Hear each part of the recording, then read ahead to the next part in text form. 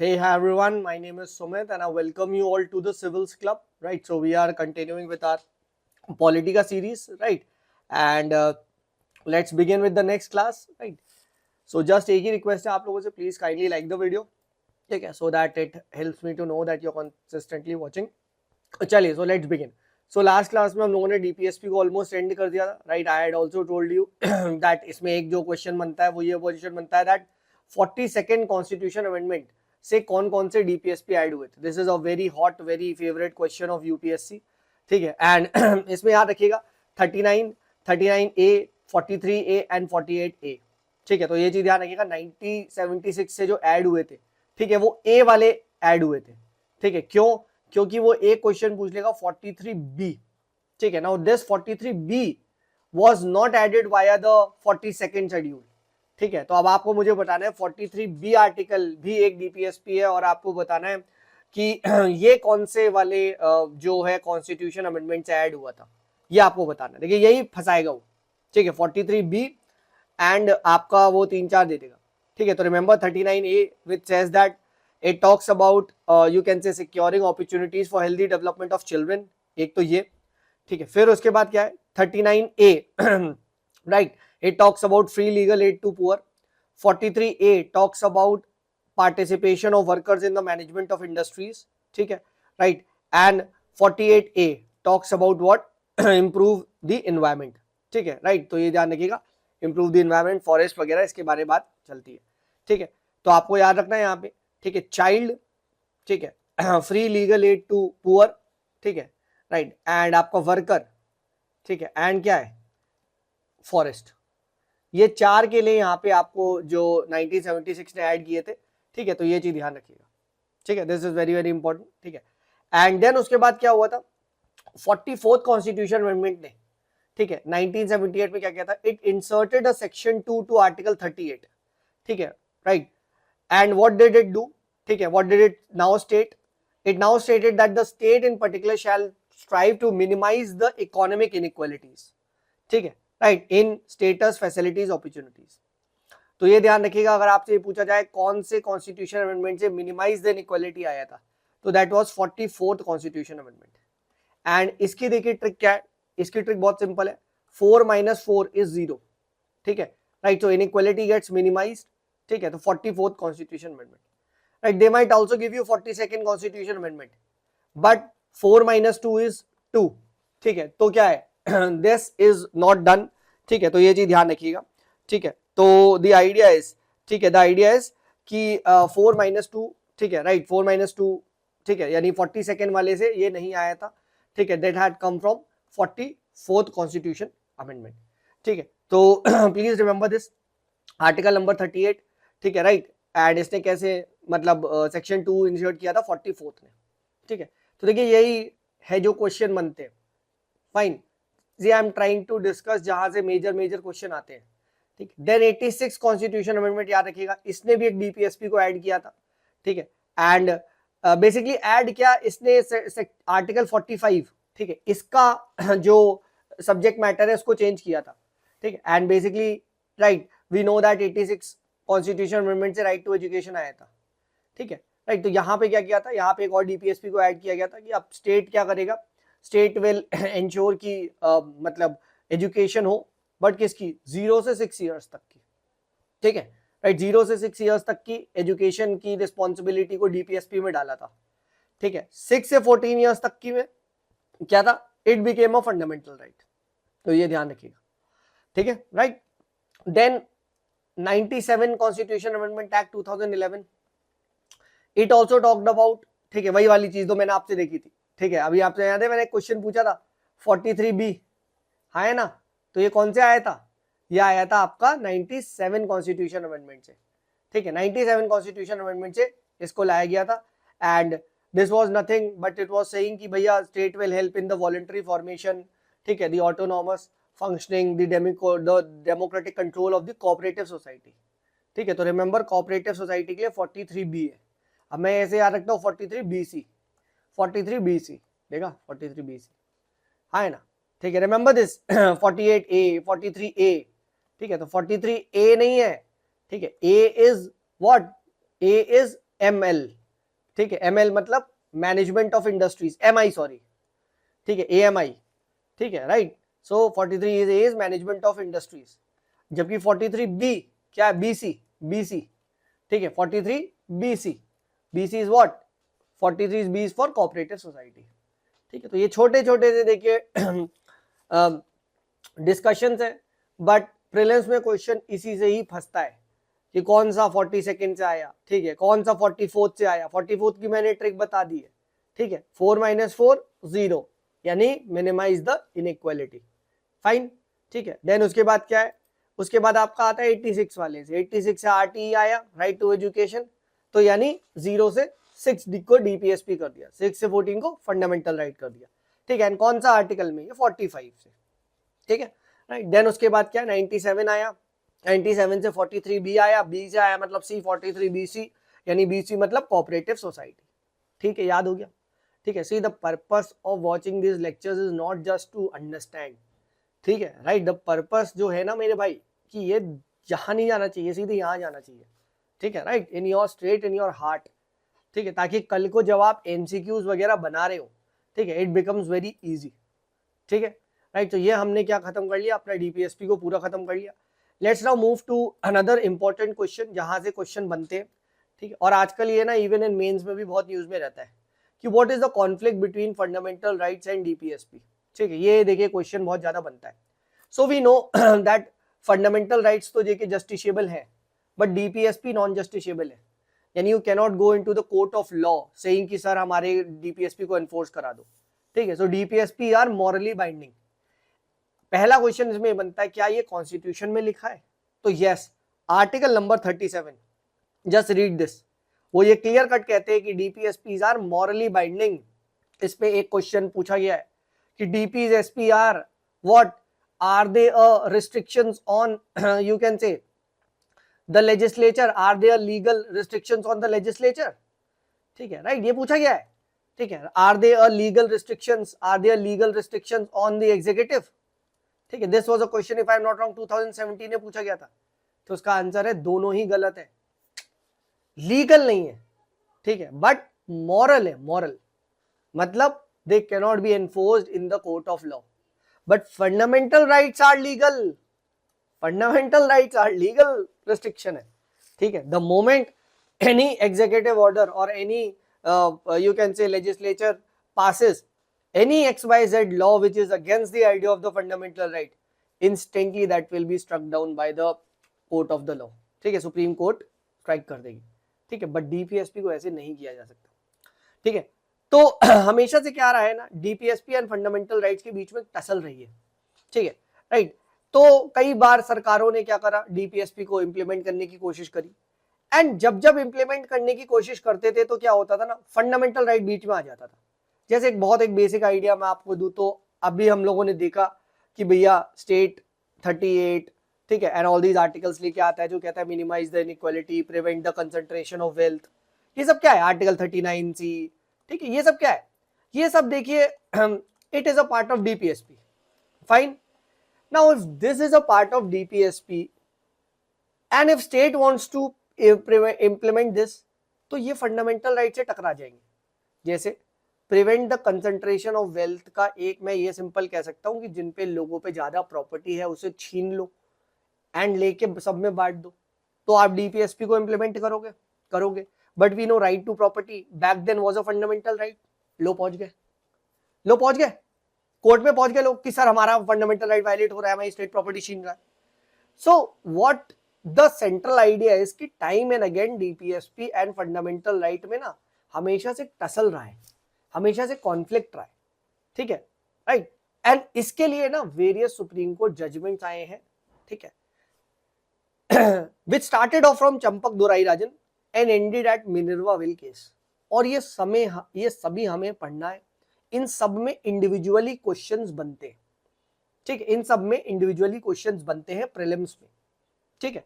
तो गेम जाता है 1951 में, गेम स्टार्ट होता है 1951 में चंपक दोराईराजन केस, ठीक है। चंपक दोराईराजन केस में सुप्रीम कोर्ट क्या डिक्लेयर करता है, कहता है कि भैया fundamental right will prevail over DPSP in case of any kind of conflict. But parliament can amend the fundamental rights, ये बोलते थे, ठीक है, right. Fundamental rights will prevail over DPSP, याद है चंपक दुराई राजन, जहां पे that aspirant reaches the court की सर ये मतलब they are trying to violate the fundamental right by giving reservation based on मतलब क्या बोलते हैं कास्ट एक्सेट्रा, है ना, राइट टू इक्वालिटी को वायलेट कर रहा है, ठीक है। एंड एज अ रिजल्ट फिर क्या होता है, जैसे ही चंपक दुराई राजन आता है तो उसके बाद फर्स्ट कॉन्स्टिट्यूशन अमेंडमेंट आ जाता है। ये वाली हमने कहानी पढ़ ली थी, right, I won't repeat that, ठीक है, अलग से लास्ट क्लास में मैंने ये सब समझाया, ठीक है। तो चंपक दुराई राजन में चले जाता है। देन उसके बाद आता है गोलकनाथ केस।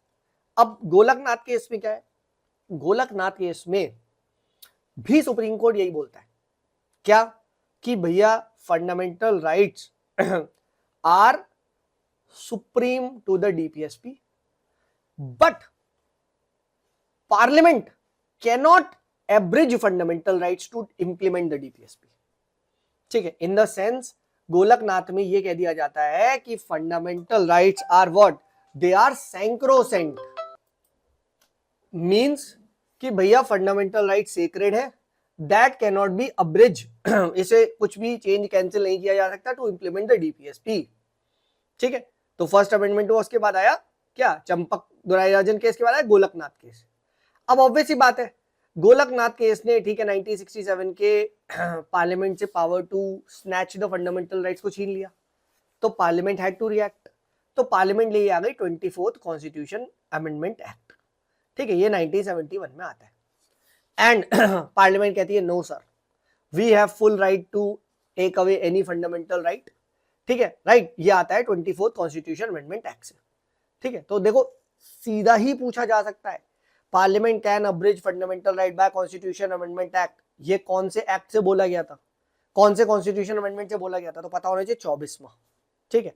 प्लस यही नहीं, एक और लेके आती है 25th CA 1971, एंड ये कौन सा था, इससे याद है एक 31C को इंसर्ट किया गया था, 31C we had seen, right, 31C we had seen that no law which seeks to implement the DPSP 39B and 39C shall be void on the ground कि वो 14, 19 and 31 को वायलेट करते हैं, याद है, ये हम पढ़ चुके हैं। तो ये आफ्टर द गोलकनाथ केस के बाद धूम धूम, right, it brings the two constitution amendment 24th and 25, ले सटा सटा पटप, ठीक है, गिरा दिया मार्केट में। अब बताओ, है ना, ठीक है। और यही नहीं, फिर उसके बाद क्या है, उन्होंने जुडिशियल रिव्यू की पावर को भी छीन लिया एक टाइप की, क्या कि no law containing the declaration of giving effect to such policy shall be question in on any court on the ground that it does not give effect to such policy. वही वाली बात कि the idea is कि अगर हम 39B and 39C को implement करने जाएंगे और वो कोई भी फंडामेंटल राइट को वायलेट करता है, no one can reach the court of the law challenging this. This is written in 31C and that was inserted by 25th Constitution Amendment Act, ठीक है, ये गिरा दिया, ठीक है। स्टोरी समझ हो ना, फर्स्ट कॉन्स्टिट्यूशन 1951, चंपक दुराई राजन, गोलकनाथ केस 24-25 यहां तक आ चुके हैं।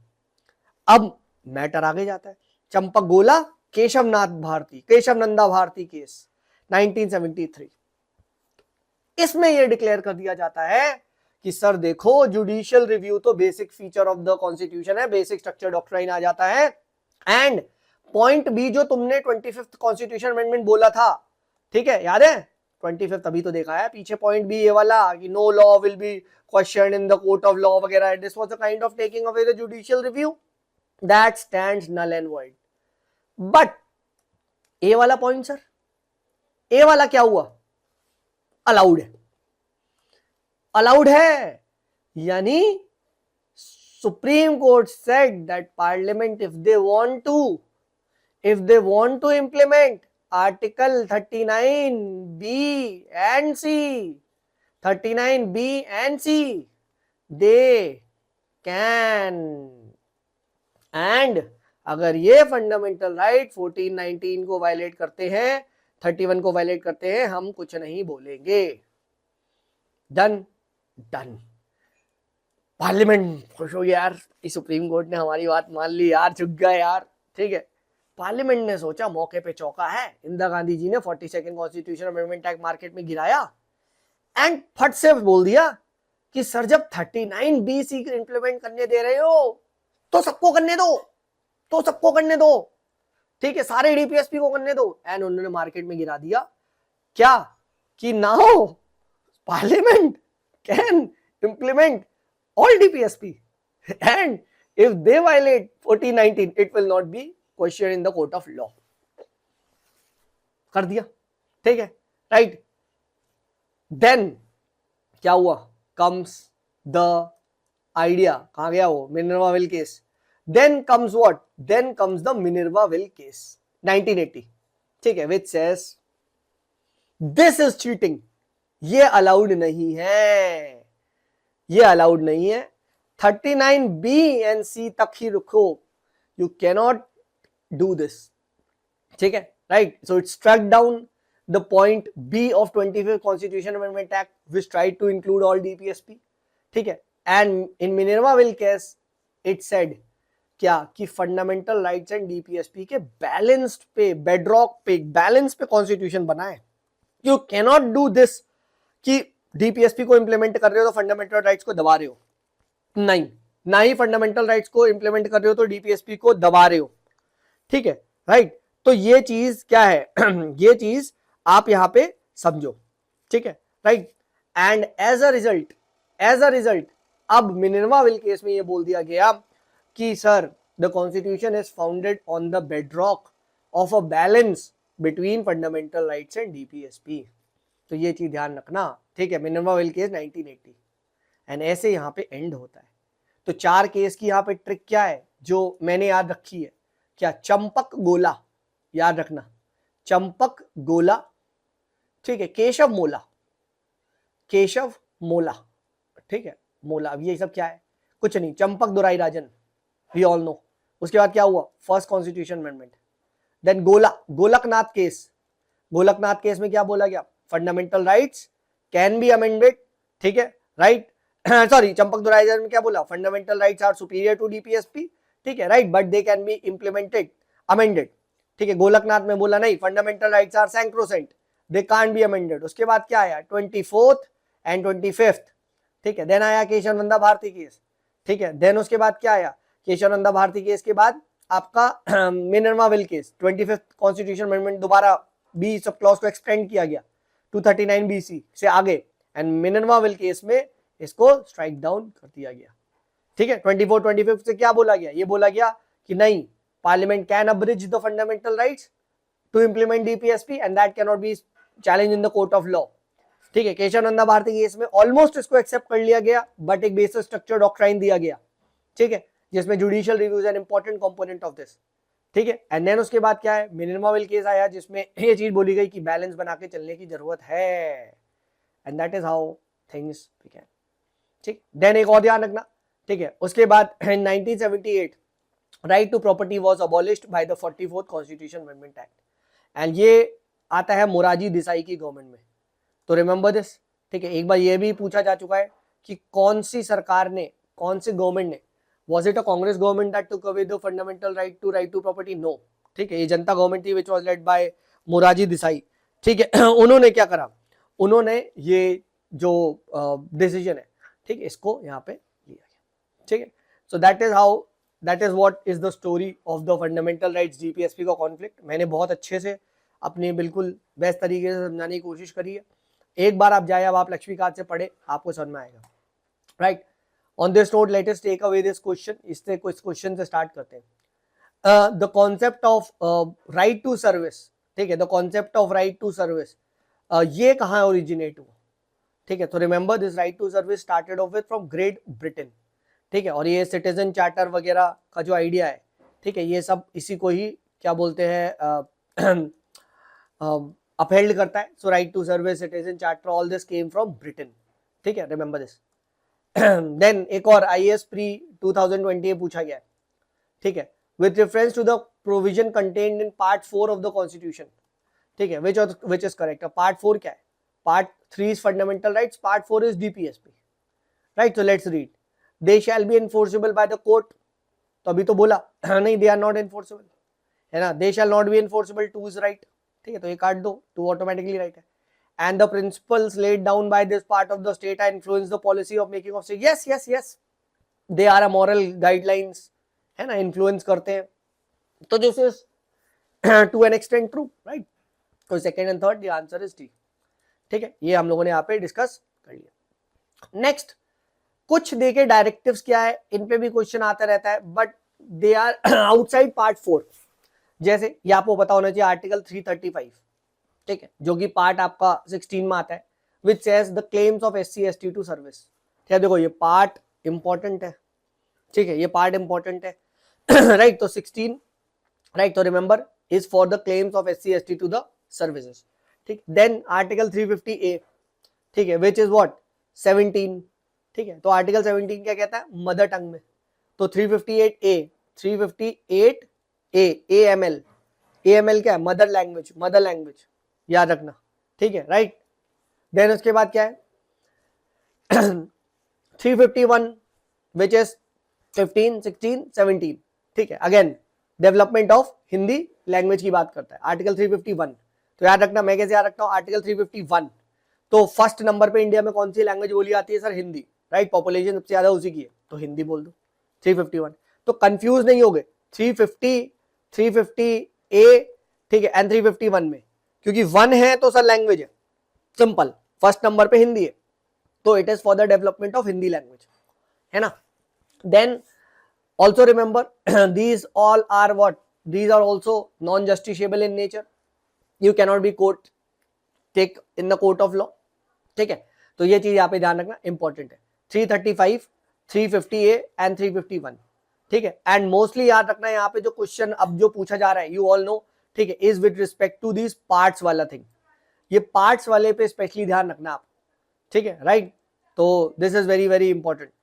ठीक है, राइट. एंड ऐसे भी याद रख सकते हो, अगर आपको आर्टिकल 36 पता है, ठीक है, अगर आपको 36 पता है, तो 36 article also talks about SC ST.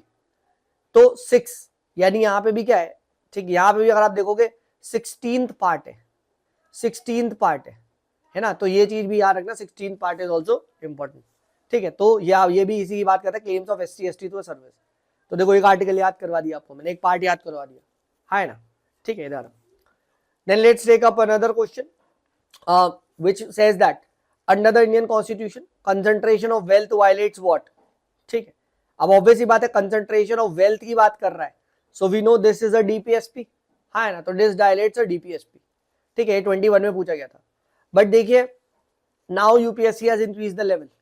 अब पता है क्या पूछ सकता है, अब वो पूछ लेगा एग्जैक्ट आर्टिकल, है ना, आर्टिकल पूछ सकता है, बिकॉज कंसंट्रेशन ऑफ वेल्थ के एग्जैक्ट आर्टिकल, एंड देन वो आपके पास क्या रख देगा, 4 ऑप्शन रख देगा.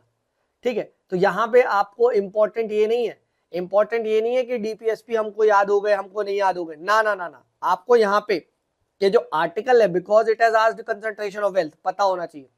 तो रिमेंबर जो यहाँ पे 39 आर्टिकल है, ठीक है, राइट. अगर आप उसका C क्लॉज देखेंगे, ठीक है, तो ये बोलता है prevention of concentration of wealth and means of production.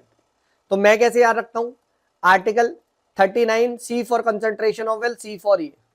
ठीक है, याद रखना, वेरी वेरी है. सिमिलरली 39B कौन सा है, ये भी याद रखना. तो B इज क्या, BE करते हैं sir, bachelor of engineering, BE.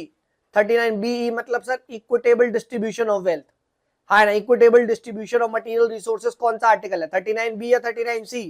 Sir equitable है BE, B इज E यानी 39B. ठीक है, और कंसंट्रेशन ऑफ वेल्थ कौन सा है, 39C. C for concentration, C for what, 39C.